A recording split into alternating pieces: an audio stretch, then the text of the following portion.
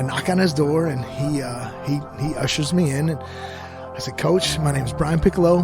I want to wrestle for Michigan State. And he goes, sit down. And I was like, this is where he goes, yeah, thanks, but no thanks. And he goes, tell you what, we have an open door policy to walk-ons, and if you can survive preseason, you can stay in the team.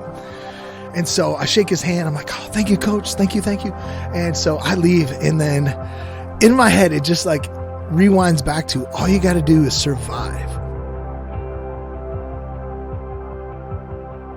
Nobody in my family ever wrestled, but because of what wrestling has done for me, I wanted that for my kids.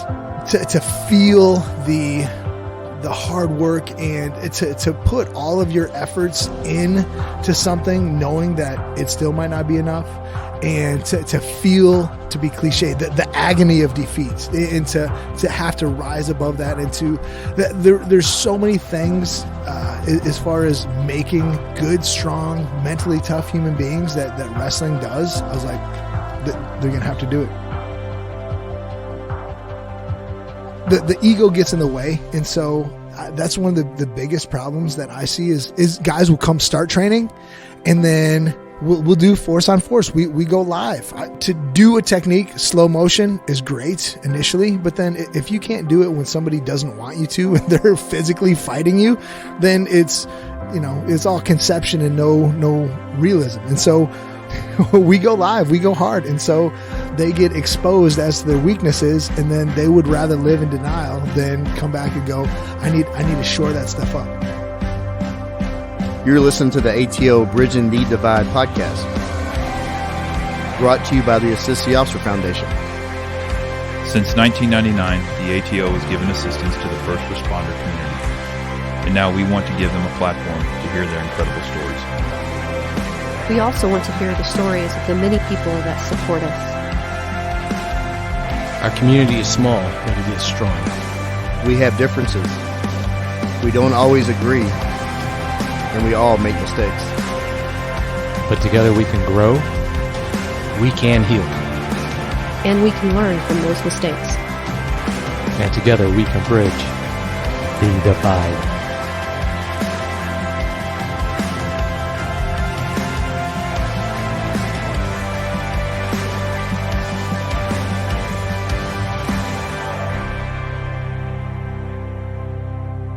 Welcome, ATO listeners. Joe, Randy, and I are sitting at the mics with a 20-year veteran from Oklahoma City PD. I was hoping he would arrive wearing his Motor Jock boots and maybe a wrestling singlet accented with a crisp judo gi. That looked good, right? Perfect. All right. Our guest walked on at Michigan State University Wrestling and grinded his way to a Big Ten championship and 2-time All-American status. He coached wrestling at University of Oklahoma, Boomer, before he hired on with Oklahoma City PD. During his tenure at OKC, he has SWAT sniper experience, narcotics detective, and defensive tactics and firearms instructor roles. He is currently a Motor Jock, our first on the show. In 2008, he made the Olympic trial finals for the USA Judo team, and he considers this a hobby. He married Becky, who I played high school basketball with, and they produced 3 badass athletes and academics. Did they get that from Becky? The athletics or the academics? I think she would claim both, but she can definitely have the academics. Okay. His 2 sons wrestle for OU, and his daughter plays soccer for the Pokes up in Stillwater. Our guest is resilient and determined, and his Michigan State quest alone will motivate you. He models and inspires optimism, proven in his parenting, his Oklahoma City recruits he mentored, and the thousands of young wrestlers he's impacted. Please welcome Brian Picklo. Can I call you Pick? That's what everybody calls me. Yes. Welcome. Pick. Thank you. Pick. Thank you for coming on. Oh, thank you. No, Welcome to Dallas. Yeah, our first Oklahoma City PD. I'm honored. Shout out. I'm honored. I grew up Absolutely. Southside Oklahoma City before I went to Mustang. Okay, so first things first. What motorcycle, in your opinion, is the best policing motorcycle? Well, I have limited experience because I've only been on 2 different ones, and I went through our motor school on the Harley, on the Road King. And then shortly after the school, we went away from Harley and went to BMW. And the BMW are far and away way better for what we do. And so I'm a big fan of the BMW. Bougie. I mean, yeah, we're fancy up in OKC. We ride Harleys. We started with Kawasaki's. Yeah, back in the 70s we had Kawasaki's, and then they went to Harleys, and then just recently we went to the BMW, and so very cool. Yeah, I love it. It's a fun. I've had a bunch of different jobs on the force, and I think this is one of the funnest ones I've ever We'll talk about them. All right, I just had to get it out of the way. If you ask our motor jocks, will say they hate the Harleys that they have. Yeah, they look good, but and they're comfortable for a long ride, but just for what we do, getting in and out of traffic is just not. It's the BMW is like way more athletic. It feels like more like a mountain bike. So, okay. The other thing is, I have to get this out of the way. Vision Quest. Greatest all-time movie. If it's on, everything stops. So I have to ask a couple questions. The pegboard. Yeah, we've got several pegboards in our wrestling room right now. Yeah. So that's a real thing? Oh, that's a real thing, yeah. Okay, and what about the nosebleeds, blow and iron? What are your thoughts on that? Is that real? Yeah. Our sport is the only sport where you have a designated timeout for blood. Like we have an injury time clock and then a separate clock for blood. Like if you're bleeding, they start the blood clock. And so yeah, it's not uncommon for guys to get nosebleeds, and it's a pretty physical, in your face sport. It's a gladiator sport. Yeah, and so people are getting busted in the nose all the time. So that, and as far as just being really dehydrated and stuff, I mean, I think they probably took a little poetic license with that. Okay. But I mean, heck, everybody gets nosebleeds at some point. So I mean, it's pretty real. Okay, so you started wrestling your junior year in high school? I started, midway through my junior year. Isn't that kind of behind the curve in the wrestling world? I was way behind. And like my kids started when they were 6 and 8. So yeah, I was a decade behind. I was a swimmer before I was a wrestler. My stepbrother, not built like me, very different body type, tall, skinny, built like a swimmer. But I did what Big Brother did. He was a competitive swimmer, so I would go. And if you can imagine me in a Speedo, it does not. It's fantastic. Yeah. I mean, it does not, like, there's no way that gorilla should be wearing it. So we were hoping you'd wear that today in here. Yeah, something. Well, tell the listeners what weight you wrestled at in college. I wrestled 190. So they get a good image. Okay. Right. Yeah. So I'm not a little guy, but so I was a swimmer all growing up, and I saw swimming the summer in between my sophomore, I saw wrestling in between my sophomore and junior year. Was the same venue that I had a swim meet. So, and I thought, man, that looks really cool. I think I would like that. And then never thought about it again until midway through my junior year. I'm in the weight room, and the wrestling coach comes down, and he's like, "Hey, you look like a wrestler." And I was like, "Oh yeah, I was totally gonna wrestle this year. Like I forgot about it." And then he's like, "You should come out." And so I just on a whim in the middle of my junior year, I decided to, drop swimming and start wrestling. It for me, swimming was, I didn't get the enjoyment from it like my brother did. It was like, okay, I don't drown as fast as somebody else. What event? Swimming. Yeah. I swam the sprints, 50 free, 100 free, 100 fly, and then a relay. So I mean, I was, I'm not built for distance, but I could kind of motorboat. It was kind of like, I wasn't a torpedo. It was more like a tugboat. I pushed a lot of water. So, and it was an easy switch for me. And so glad I did it because my entire life has changed because of that decision. So, I start wrestling midway through my junior year, and I was wildly mediocre. I mean, you're coming into, and we were a big school too, so you're coming into a really tough sport that people have been wrestling for, a good decade before that, into their high school years. And I just show up and try to pick it up where all these other guys are way more experienced. So, I got my butt kicked a whole lot. So, but I loved it. It was, the satisfaction out of it was a completely different feeling than any other athletic event I did. I played football and, the whole swimming stuff. So going into wrestling for me was, it wasn't really about the wins and the losses. It was just getting to be in that arena was enough of a motivator for me to keep on wrestling. Was the physicality, was that the allure for you? It was, yeah. Because you can play football, that's physical too, but it is a team sport. But when you're out there in that singlet, it's just you and your opponent. And I was always a pretty aggressive kid, and so I think it was a good outlet for me. And I was really ADHD too, and so I tried a bunch of other sports like baseball. I couldn't play baseball to save my life. I got so bored, couldn't do it. But it's constant. There's constant, interaction, and somebody's literally in your face, and so I love that aspect of it. I love the physicality of it, and so it just really drew me to it, even though I wasn't very good. What was your coach's name, high school? That's a good question. Minkle?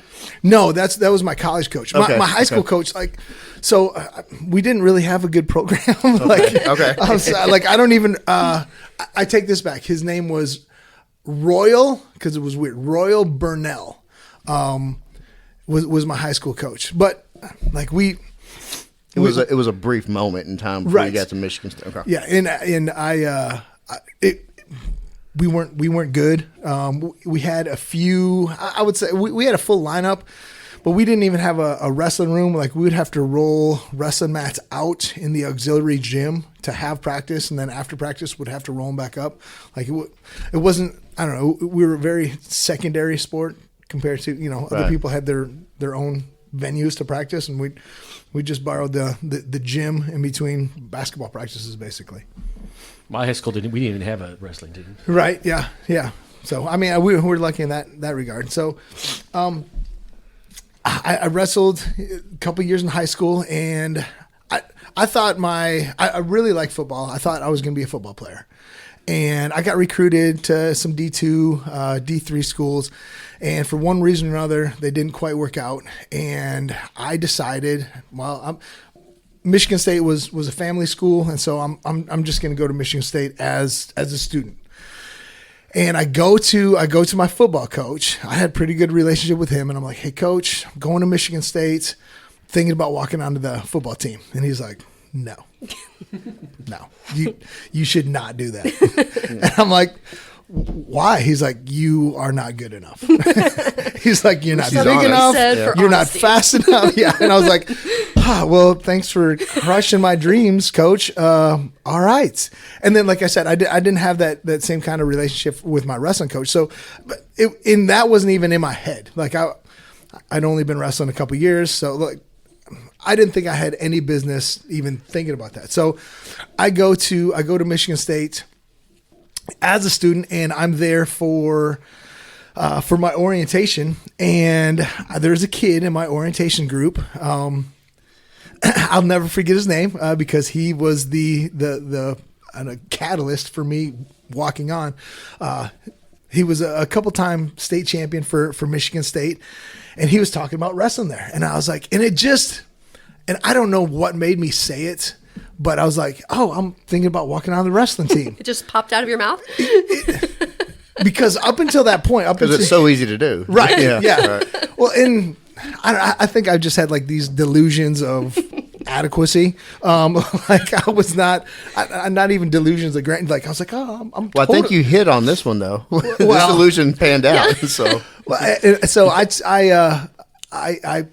tell him like, oh, I'm thinking. He goes, oh, really? Have you you talked to Coach Minkle, the head wrestling coach?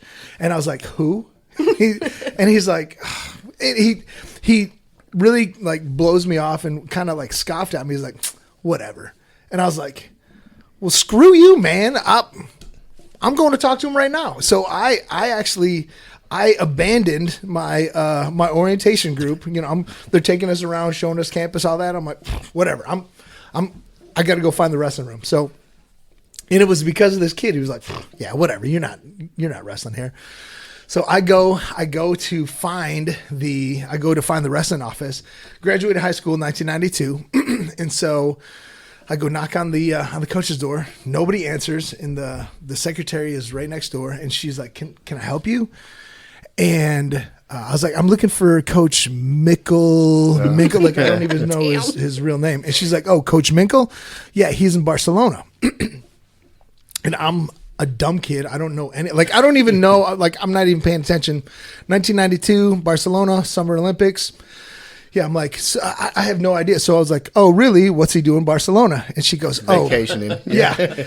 She goes, oh, he's the head Olympic coach for the Greco-Roman Olympic team. And I'm like, oh, crap. Is that so? And so I was like, all right, thank you. Bye. And I was like, you will never see me again. And so I leave, and I'm kind of disappointed because I'm like, I couldn't even wrestle in high school, let alone for the head Olympic coach. Like, there's no way he'll laugh me out of his office. I'm just going to be a student. So I go home. There's a week in between orientation and when classes start. And my dad kind of talks me back into it. He's like, what's the worst can happen? Like, you go talk to him and he says, no, you're already no worse off than you are right now. So you might as well give yourself a chance. All right. I mean, that's solid logic. So I go back to his office, and he's back from Barcelona, and I knock on his door, and he ushers me in, and I said, Coach, my name is Brian Picklo. I want to wrestle for Michigan State. And he goes, sit down. And I was like, and he's a little guy, like knowing him now, like he's like this small little like grandfatherly kind of guy. But like I was so intimidated. Like he was 6'7", 300 pounds in my mind. I was like, yeah, he's the head Olympic coach. So I sit down and he goes, what makes you think you can wrestle for Michigan State? And I had got nothing. Like, so I told him, I was like, well, I really love wrestling. And he's like, perfect. All right, good. That's a start. Yeah. He goes, if you're going to wrestle at this level, you've got to have that. And so he's like, what else? And I was like, that's it. And so he's like, well, what are your accolades? What have you done? And I was like, Coach, I haven't done anything. I just started wrestling like a year and a half ago. I've never even qualified for a high school state meet. And so, and he had like a folder out, and he was going to take notes over my accolades and why I should wrestle there. And I just remember he like closed it and put it on the table, and I was like, oh, here we go. This is where he goes, yeah, thanks, but no thanks. And he goes, tell you what, we have an open door policy to walk-ons, and if you can survive preseason, you can stay on the team. And so I'm ecstatic. Like, I'm going to make it. Like he's going to let me on the team. And so I shake his hand. I'm like, oh, thank you, Coach. Thank you. And so I leave. And then in my head, it just like kind of rewinds back to all you got to do is survive. And don't die. Yeah. And so, yeah, that was my whole thing. I was like, don't die. And you're like, wait, how many people died during preseason? Like, how hard is this preseason where all you got to do is survive and you make the team? And so I'm like, all right, surely I can live. Like, I'm going to live through preseason. And that was really my only mission was to not die. So I survived and I made that first year on the team. Suffering? Did you suffer? I was so bad. I had no business being there. Obviously, like not even qualifying for high school state meet. There's several time state champs that can't make it. You know, and like I wasn't even on their level. And so I had no business being in the room. I had no idea what I was doing. I was very clumsy. I was like erratic with my movements, and they even came up with a name, which they dubbed getting piccoloed. So they eventually, you know, after I made it, they eventually put it on a t-shirt and put a definition down at the bottom. It said piccoloed. Any awkward or unintentional technique that causes injury, like a headbutt to the face, a poke to the eye, a knee to the groin. So I piccoloed everybody in that room, including my coaches. And so, yeah, I was kind of a spaz, and I was pretty hated on because of that. So I had a lot of work to do, but the circumstances were perfect because I had a coach that kind of took me under his wing. And because I was like that, they tried to weed me out. They tried to basically show me the door in a way that was it should be understood by a regular person in that situation. Like I'm not just getting beat up, like I'm getting tortured. I got waterboarded with sweaty t-shirts, like just putting like a sweaty t-shirt in your mouth. You know, as you're on your back and they're pinning you, just like draping the sweaty and so I'm trying to breathe sweaty air through somebody's disgustingly wet and sweaty t-shirt. So and just absolutely getting destroyed, so much so that I tore my shoulder out of socket, and I ended up having to have shoulder surgery. And so, and I didn't realize this, but right before I was about to get cut, I came to the coach, and so what would happen is I would take a bad shot, and somebody would sprawl on me, and my shoulder would come out of socket, and I would scream, and the trainers would come in, and most of the time my shoulder would go right back into socket. Sometimes it would stick out, and they have to pull on my arm and put it back in. And so I would be out for a day or two, and then I'd come right back. Wrestling again, and I'd do the same. I'd do a bad shot, somebody sprawl, my shoulder come out of socket. I would scream, and we'd start this whole cycle. And so Coach Minkle just got tired of the screaming. And so he's like, this kid does not know well enough just to go away. I'm gonna have to cut him. So well, it happens that right before he cuts me, I come to him, and it's right before Christmas break, and I come to him like, "Hey, coach, I'm gonna miss practice. I gotta have shoulder surgery." And I remember he pats me on the shoulder. He's like, "Good luck, kid." And that was, he's like, thought sure, he made his job easier. Yeah. So he thought, like, good, finally this kid's gonna go away, and he knows he should know not to come back. But I did not know to not come back. So I have shoulder surgery, and in my just exuberance and wanting to be there, I show back up. I still got staples in my arm. My arm's in a sling, and I come to practice. I'm like, "Hey, coach, sorry for missing practice. I had surgery." And he's like, "Dang it! Why would this kid go away?" And like a bad penny. Yeah, turning up. Just keeps coming back. And so, he allowed me to stay on the team that year, and I really kind of muddled my way through. I didn't have a whole lot of success just because I was spending a whole lot of time doing rehab and all that stuff, trying to get my shoulder back. But then the next year, or that summer, they called me back to school. Like, if you're serious about wrestling, you need to live back here full time. So that was kind of where the relationship with my assistant coach developed, because he kind of took me under his wing and really built me from scratch. Was that Coach Dean? Yeah, Dave Dean. Which, if anybody follows wrestling, Gabe, his son, was a couple-time national champ for Cornell, and then his son Max is wrestling for Penn State right now. What do you feel you learned most from Coach Dean as a person and as a wrestler? As a person, he taught me so many things that didn't really have anything to do with it. In being a young kid, and really, I mean, I was green and naive, and I didn't have a lot of street smarts or book smarts. I mean, the guy taught me so much, just like how to do things right the first time, how to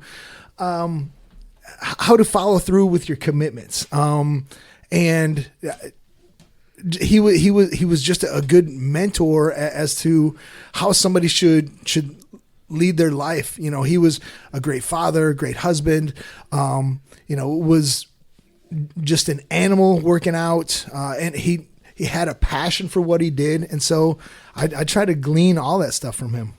You absorbed it like a sponge, it sounds. Yeah. So you're a great role model.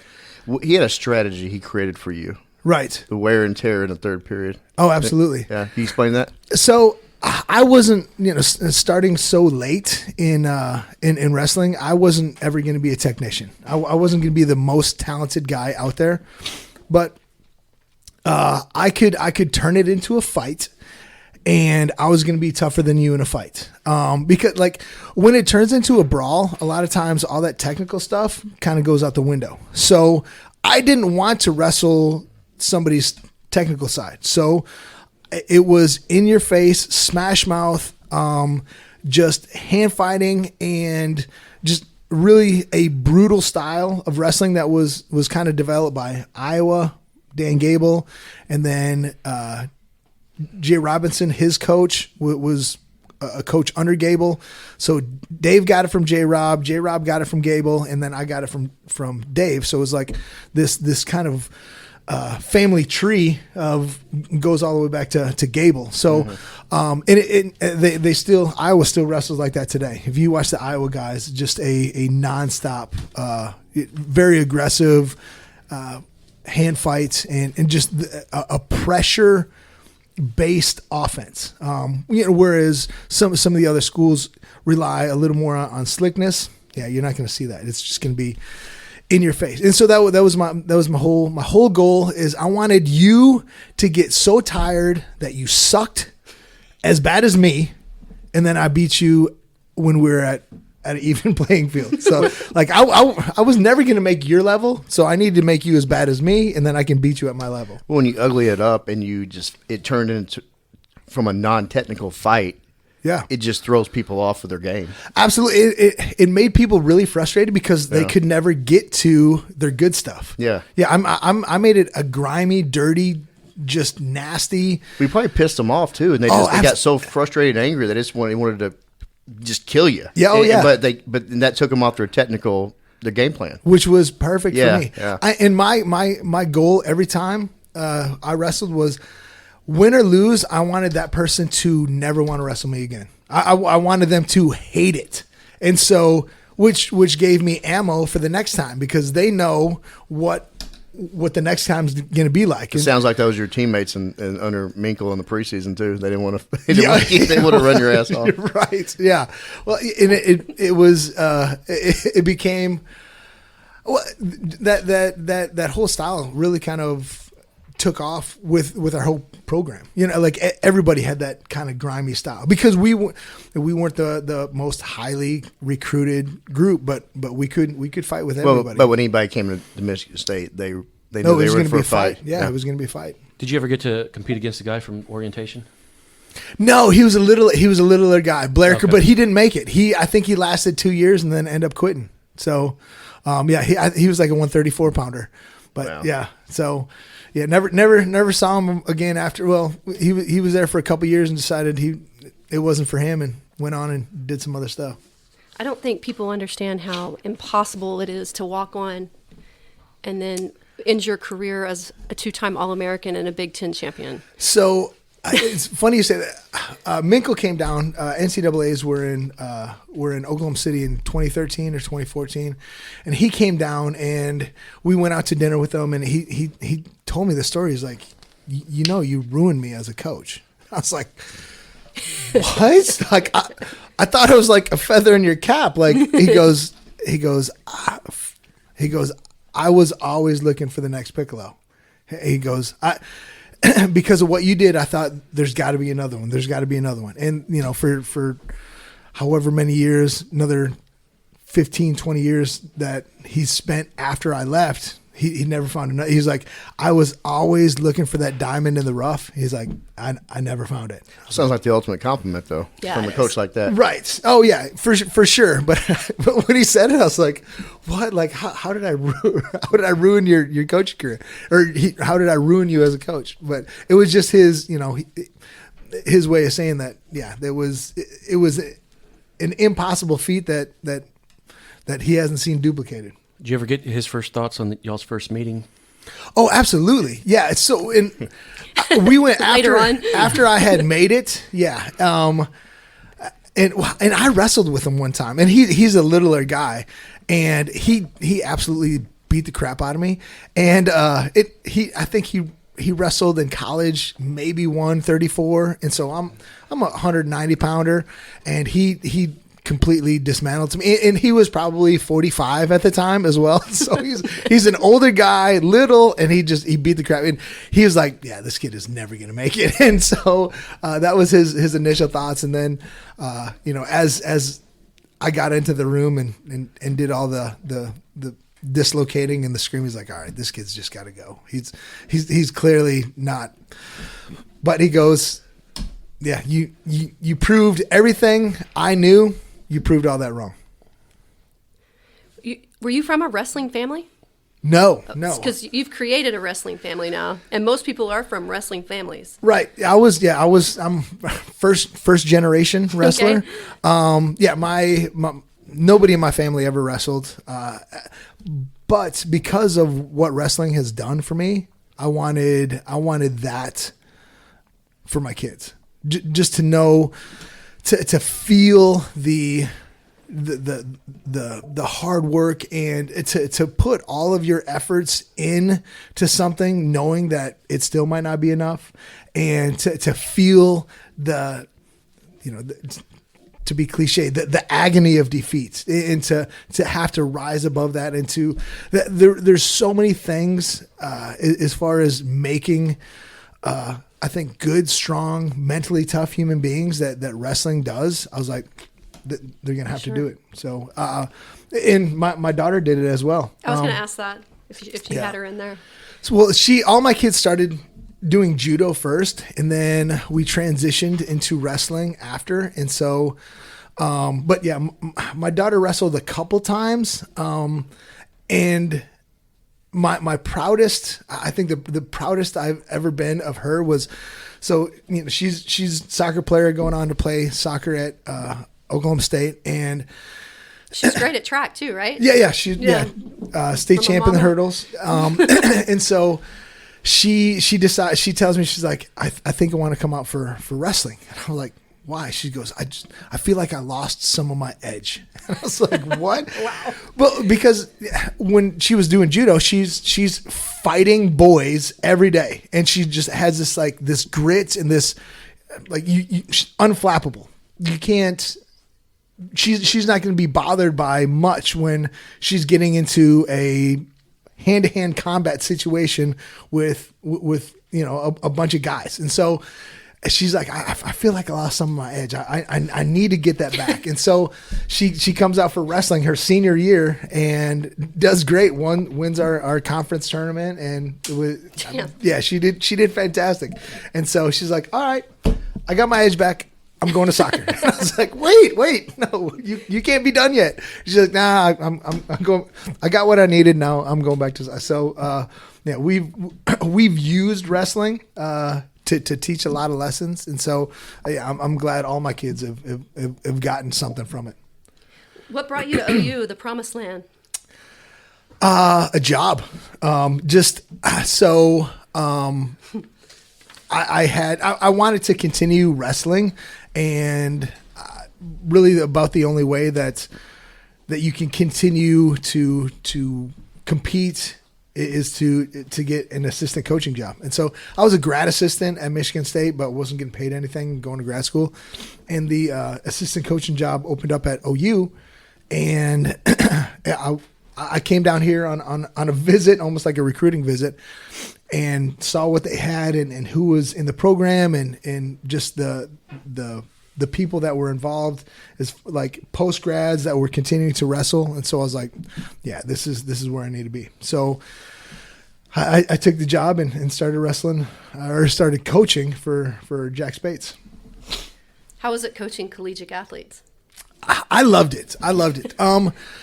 I miss it a little bit, or I have missed it over the past several years, just because that level, it comes down to like the really finite details, and which it sounds weird because I was not I was not a technician, but as I evolved and stayed in wrestling, I got to be, I think, a pretty technical person, and to be able to share the little things, that was what I enjoyed most. I've got to coach at really every level, from little kids all the way up through college, and being able to share just the small details that make a big difference. Which in high school, junior high, little league, you're still teaching the big chunks, the blocks, and don't get to the good stuff. You're always teaching the mashed potatoes. You never get to the gravy. And so like I kind of like getting to the gravy with those guys. Sure. So how did you decide to become a cop? Ride along. Went on a ride along. It must have been a hell of a ride along.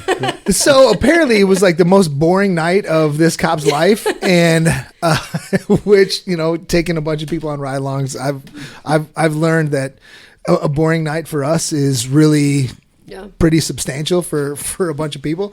So I went on a ride. It was a guy in our Sunday school class, and I went on a ride along, and I was like, this is awesome. I need to do this. And so what was it about it? The change, like going from one thing to the next and having no idea what that was going to be and what it was going to be like that. That was something that I was like, all right, yes, never going to have the same day twice. You can go to the same house multiple times in one night, and it's going to be something. And so I liked the challenge of that. I like the idea of the unknown. And I don't know. I felt like that was a job that not everybody could do it. And if I wouldn't do it, who else would? And so like, I felt like it was, I was called to do that. So without, I really feel like I had the tools to be good at it, and I couldn't ignore that feeling I had from that ride along, and then talking to Beck and like, hey, I think I want to make this change, and I don't know that she was on board right away. Just Sure. With the worry that comes with being a cop's wife. So.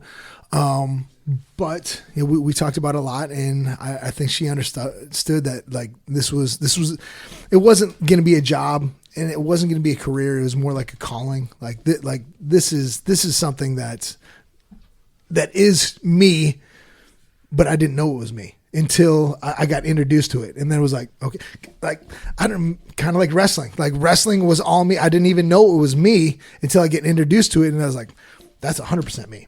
And then I didn't know police work was me until I got introduced to it. It was like, yep, that is. And so kind of jumping into those things, and maybe that's just a character trait I have or what, but I've been lucky to fall into a couple different things where I feel like I was tailor made for them and had no idea until I was knee deep in it. To be an officer, you have to be mentally tough and sharp, and you have to, right. You have to be able to compartmentalize a lot of a lot of shit and put it away. Yeah. And the same with wrestling. You talked about losing. There is value in defeat. Oh, without a doubt. And the same with police work. You're going to have people MF you up and down, Sure. and you have to keep a smile, and you have to handle it within guidelines and boundaries. And then also you might get out there. I doubt you had too many people that whipped your ass grappling, but you could lose a foot chase. Yeah, no, I've definitely lost. And you have to. It's a loss. I'm gonna learn from it. I'm gonna take better angles, right, and be tougher, and go at it a different way. And that I guarantee you that mindset that you sharpened at Michigan State segue you right into this career, in this profession. It had to have. I think without a doubt, going through that, I talked about Dan Gable before, but the all-time winningest coach in NCAA history in anything, he said, once you've wrestled, everything else is easy. And so I think I was absolutely prepared more than most because of the things that, and I think if you come through as a high level athlete and, you're recruited and you come to the table with all that stuff, I still think you're going to be really prepared, but starting from the bottom and then coming through like the hardest way possible. Yeah, I think I was really, really, really prepared to deal with a lot of stuff, a lot of adversity. And heck, my coach used to talk about like adversity training. Like he would make things purposefully hard to go, you know what? Your life is not going to be perfect. Your matches aren't going to be perfect.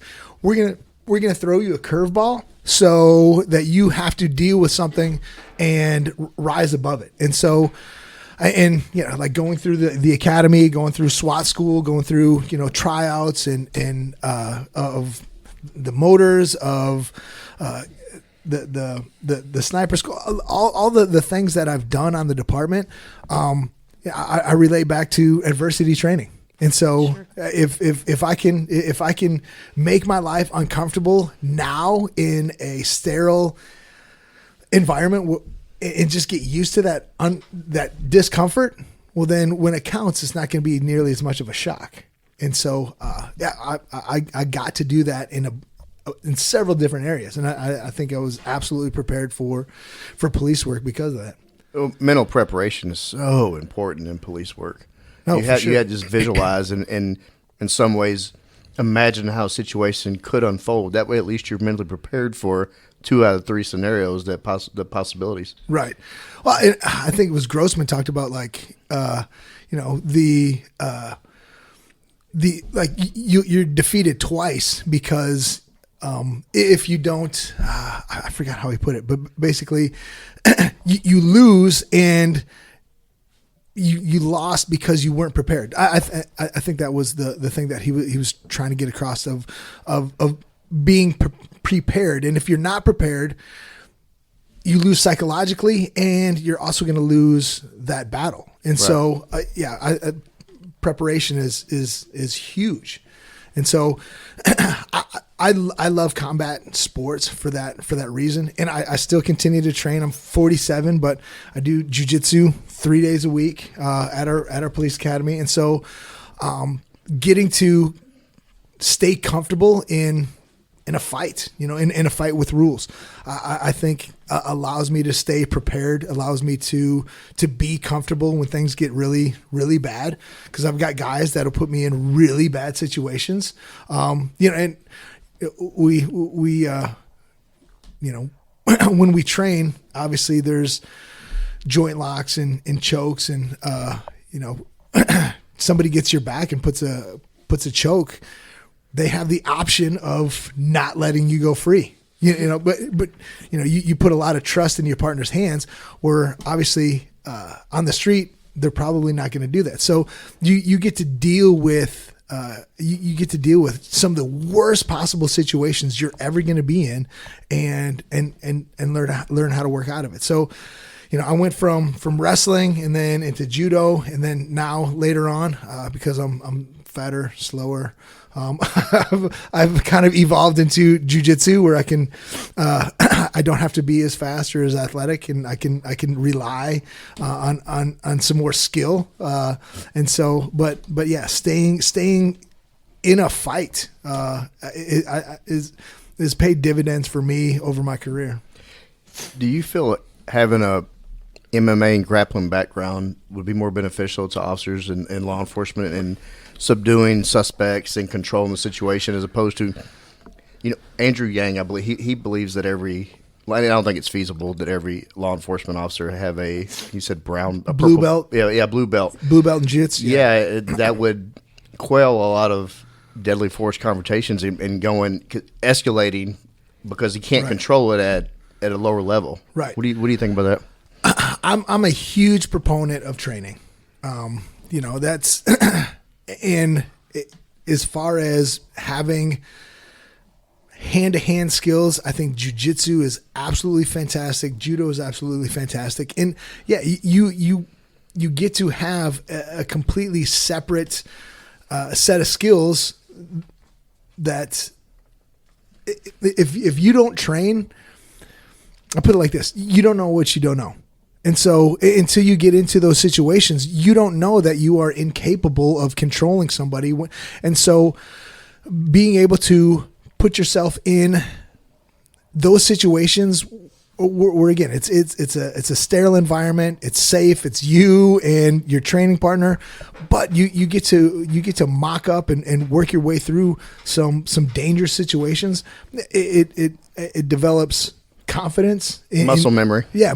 Well, absolutely. You're going to have those skills, and then just your confidence, and we all know how confidence taking confidence into a room can get you out of a fight.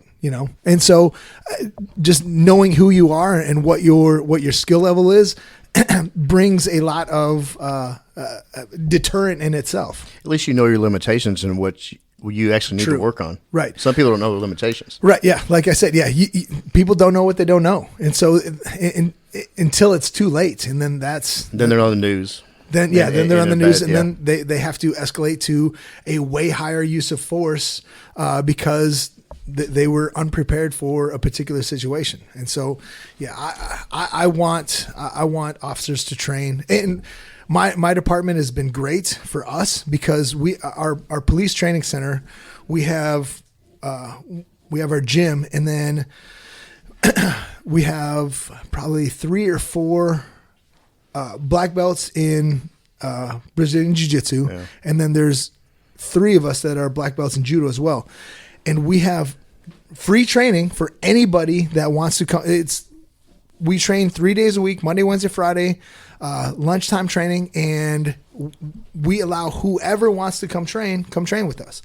And there's probably not a better cadre of instructors in the country as far as the level of instruction that they get, and then it's free. Just come train.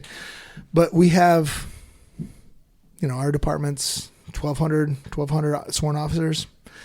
We get 30. Yeah. And so which is a little bit frustrating. Yeah, it's frustrating, but I wonder how many people eventually show up and they go out and get their ass kicked or get in a bad situation. I mean, you would hope that's what people would look at. Like, I clearly need to get better in fighting and in ground up fighting and grappling, and these guys are offering it for free. Right. Well, the problem is when you come in there, you're going to get humbled there too. That's fine. You'd rather get humbled there than out in the streets. Exactly. Yeah, absolutely. Absolutely. But the ego for people is especially cops. They would rather live with this denial mentality of I'll be fine, I can handle it. Well, you go train with us, and you train with somebody that's been there for 6 months, and you get absolutely mopped. That should be a clue that maybe I should be training too, rather than you get mopped, you're like, this isn't for me. The ego gets in the way, and so it's that's one of the biggest problems that I see is guys will come start training, and then we'll do force on force. We go live. To do a technique slow motion is great initially, but then if you can't do it when somebody doesn't want you to and they're physically fighting you, then it's all, it's all conception and no realism. And so we go live, we go hard, and so they get exposed as to their weaknesses, and then they would rather live in denial than come back and go, I need to shore that stuff up. I need to make sure this doesn't happen again. They just go, I'll go lift. I'll go to the weight room. Well, they do that. They do it with firearms. If you're lacking in firearm, right, efficiency, you go out and you practice. You would think that would be the mentality. Under stress. Yes, under stress. Right. Yeah.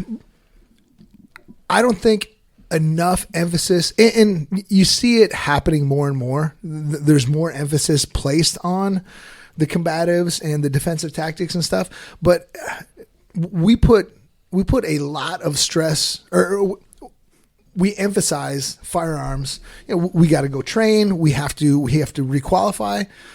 Our guys go through CDT in the academy, and then that's it. Good luck for your career. We don't have a whole lot of going back through getting updates or anything like that. So it just ends up. And how much does that stuff evolve over a career? When I started in my academy, the CDT that we teach now is nowhere. It doesn't even resemble what we're teaching now. So, fighting evolves. Tell our listeners what CDT is. Oh, I'm sorry. For us, it's our defensive tactics, custody control, defensive tactics. Yeah, we just call it CDT. Fighting evolves. Our custody and control evolves. But guys go through to the academy. I went through 19, 20 years ago, and that's it. We're just supposed to roll with what we got, in a 6-month academy 20 years ago. It's not enough. And so, and that was one of my goals when I was at our police academy was trying to establish, like, hey, we have the facilities, we have the instructors. Let's bring more people on board. Let's get as many people to come train as possible.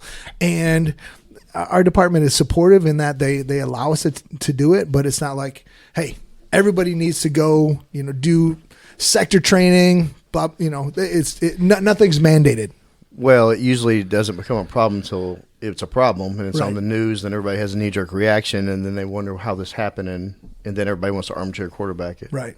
Well, and then, everybody gets worried about on-the-job injuries and stuff like that. If we mandate, we mandate a whole bunch of people to go do defensive tactics training, and now you get 16 people on light duty. Well, that's going to end real quickly as well. So. Sure. Did any of your training? You've been in a lot of positions. Sure. Did anything challenge you? On the department? Yeah. Everything had its own challenges. I mean, that's like a total PC answer, but Well, being a sniper, it goes against your skill set. It's very patient. It's very delicate. It's intricate. that I think again that's what drew me to it, because I've never done anything like I wasn't a military guy, but I want to do everything that I've never done, and so I want as many experiences within this human realm as possible. And so that was, I spent 2 years as a door kicker, and I was like, all right, that's cool. And when I did undercover stuff, we served all of our own warrants as well. And so I got to kick in a ton of doors with our impact unit. So Using the RAM? We always had, we call it our slam. Yeah. We always had bets. If it took more than 3, like you had like 100 push-ups or something. And so, like I was slam a few times. I had to do some push-ups a couple of times. But yeah, it was, those were fun days, kicking in doors. Again, just not a lot more in life that can be more exciting because you have no idea what's on the other side of that door. But you know, to go back to the whole sniper thing, I loved the sniper the sniper training because it was something so different from, I'm like really high speed, like, I'm right. And so getting to do that and forcing myself to, control my breath and, do the things that are going to really control accuracy. It was because it was so different. I loved it. So, and motor school is one of the hardest schools nationwide. Motor school was tough. It was way tougher than I thought. I would say motor school was probably the toughest, if not, on par with probably our SWAT school. Did you feel pressure? Oh, a ton of pressure. And it's all self-imposed, and it's, sure. But it's the things you're doing in the motor school is so, I don't know, like all your natural instincts are absolutely wrong. Like everything you want to do, don't do that. Like look down. Yeah. Like there's a cone right there. Don't look at it, but it's right there. And you find yourself staring at it. They're like, don't look at the cone. I'm like, I can't not look. And you run into it. So, the things that are natural to you were completely wrong, and you had to retrain all those things. And again, I loved it. I wasn't the best in our school, but made it through. Had to grind. Maybe that's the theme with my life. Just had to like gut it out. Kind of grimy, kind of gritty, but made it work overall. And so your neck was flexible enough to turn your head that much? They made fun of me so bad about that. Like, turn your head. I'm like, turn your head. I'm like, that's as far as I can go. It's a big neck to be turning your head that much. Yeah, I did get razzed for not being able to turn my head. And then they're like, you're gonna bend the handlebars because I'm out there just giving it hell. And these guys, as they're demonstrating, they're flowing through like they could be a 90-pound woman and it would be nothing for them. And I'm out there just, and they're like, you're going to break the handlebars. And I'm just muscling everything. And so I'm finally like having to learn how to not muscle. Which, my whole life has been muscling. And so, turning that aspect off was difficult. But, once you finally get it, then it's like, oh, you've been saying that exact same thing for 2 weeks now. I get it. So, it was, I enjoyed that. Detective work was a challenge. Sure. And I worked in domestic violence, so there's not a lot of detective work per se because it's busy though. By nature of the crime, who did it. So it wasn't a whole bunch of whodunits, but it was a beat down, rep after rep. Yeah, just grinding out, case after case after case. I mean, I would come in and on a Monday and have like 7 holds, 7 guys in jail, holds for state charges. And, you got to get them interviewed today or they're kicking them. And I was like, oh crap, I got 7 interviews. So, just being able to not schedule, but work through all that, the stuff that is required with that. That was tough. So. Your energy's out the roof, and look at all these things that you've done. How in the world have you kept a marriage and produced some incredible kids? Well, I mean, that's... I would say I'll give a lot of credit to my wife. She's definitely the glue of our family. I am incomplete without her.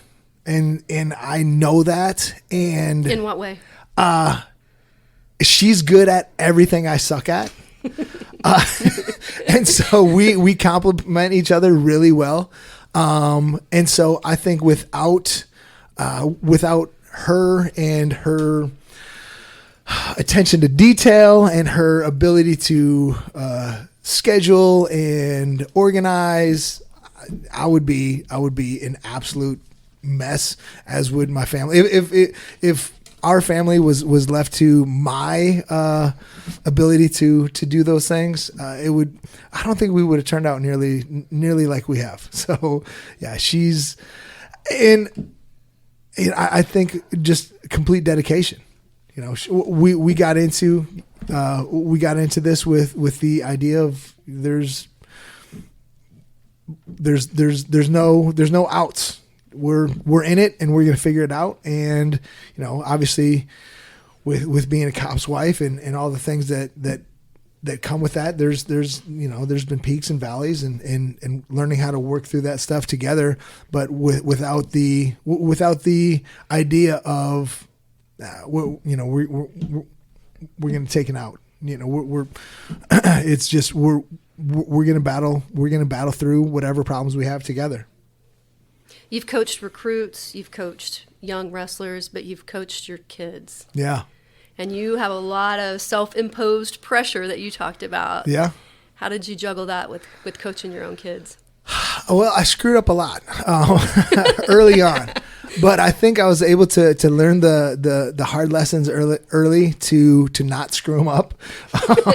Obviously not. You have two valedictorians sitting here. Well, I wanted to be able to play both roles really well. I wanted to be a dad, and I wanted to be a coach.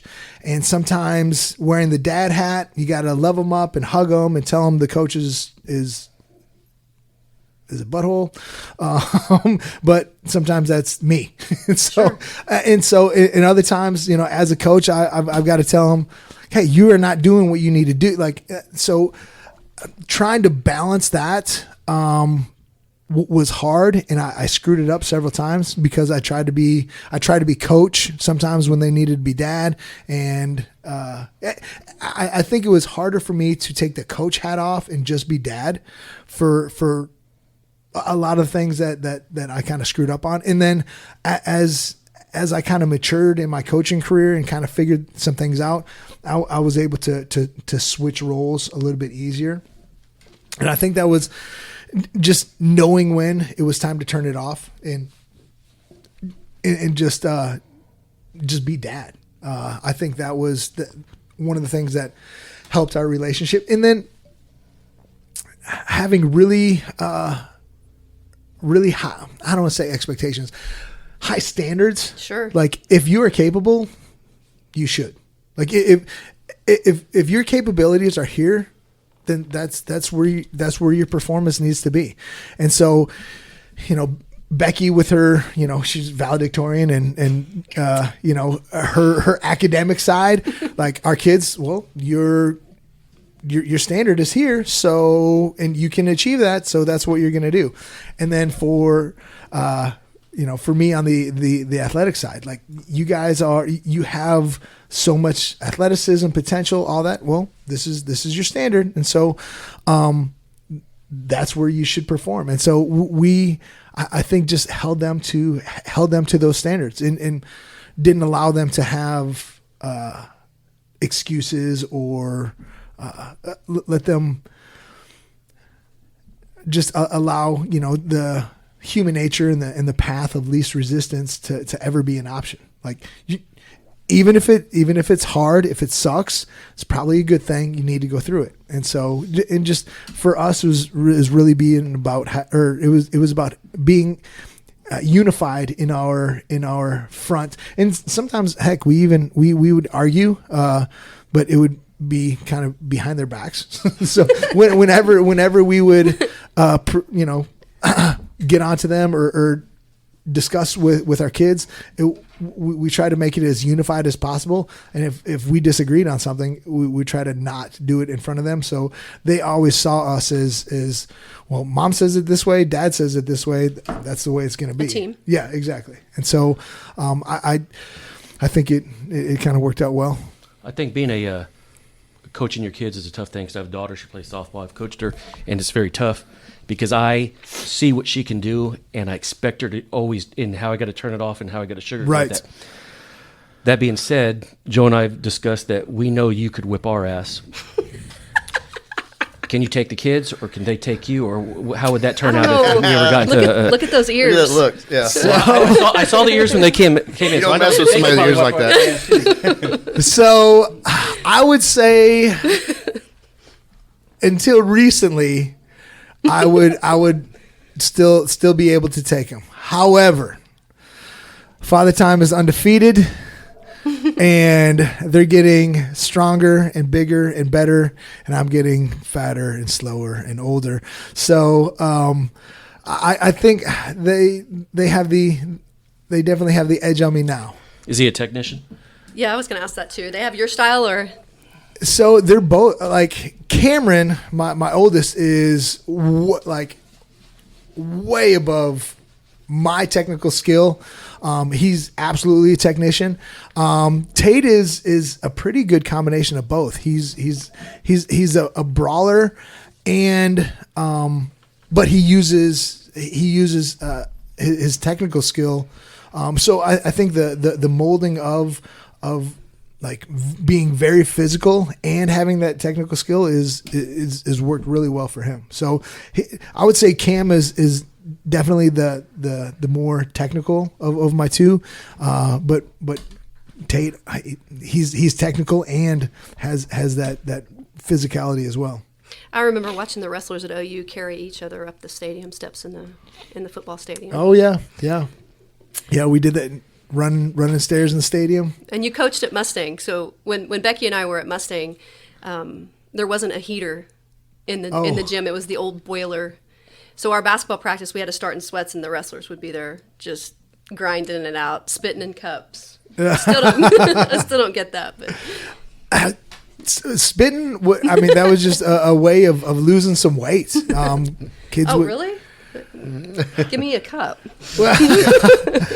Well, as soon as you drink, it's got as soon as you take a drink, it's back. But they would do that for weigh-ins. If you're a tenth over, sure, they'd try to spit out the last tenth. So you guys are empty nesters now. Yeah. Grocery bill went down. Oh yeah. Heck, we don't even hardly go to the grocery store anymore. Like it's almost non-existent. Yeah, compared to when they were home. Golly, we're going through like 3 gallons of milk a week. And yeah, now like a lot of eggs. Yeah, a lot of eggs. Yeah, a lot of milk, a lot of eggs, and now we don't have not anywhere near the grocery bill. So we always ask, what is your why? Where you got your optimism, your toughness? What created that why? Man, puts you on the spot. It does. Yeah. I think I have a couple whys.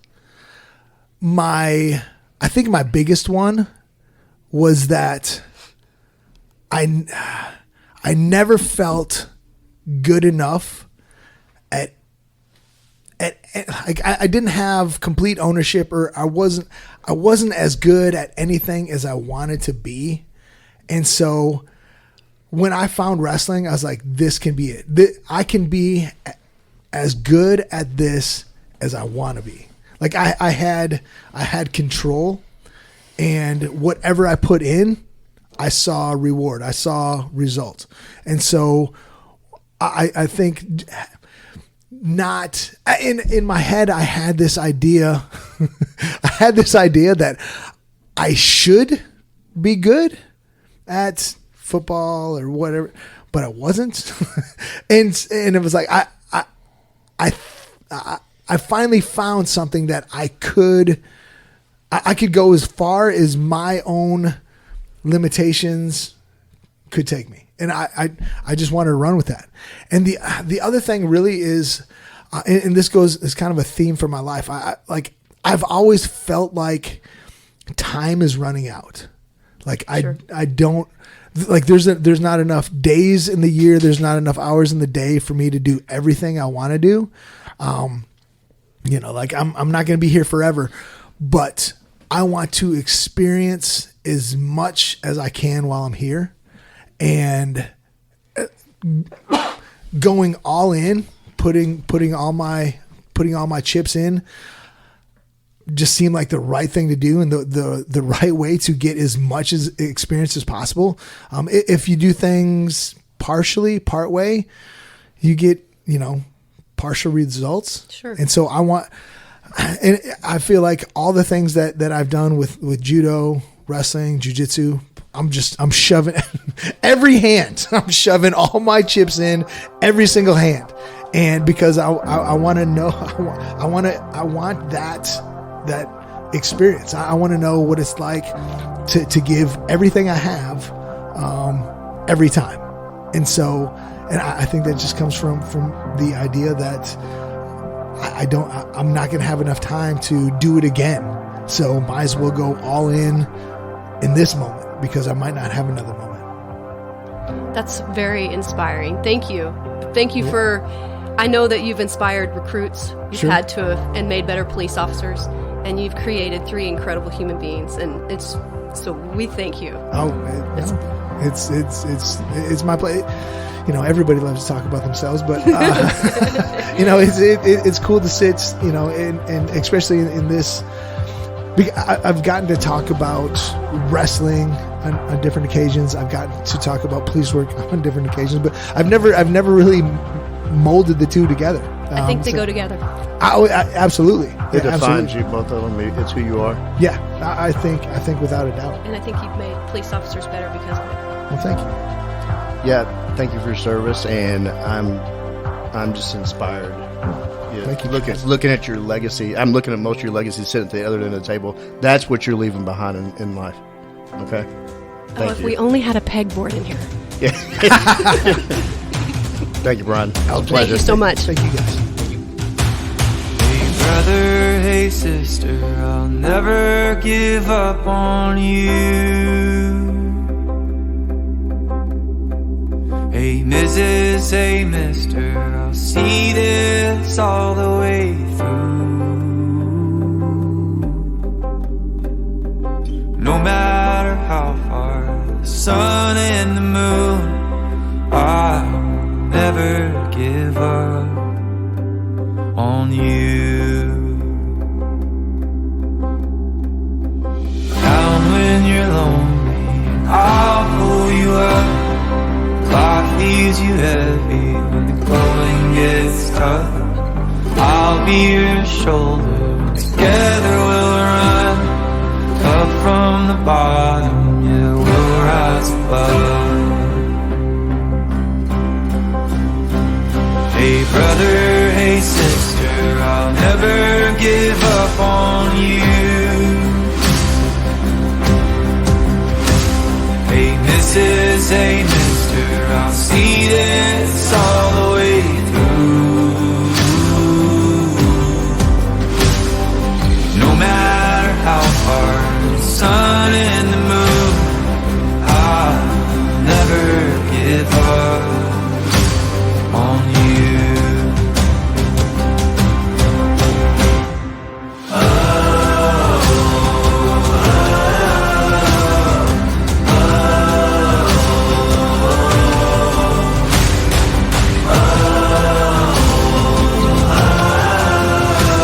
I'll never give up on you. Hey brother, hey sister, I'll never give up on you.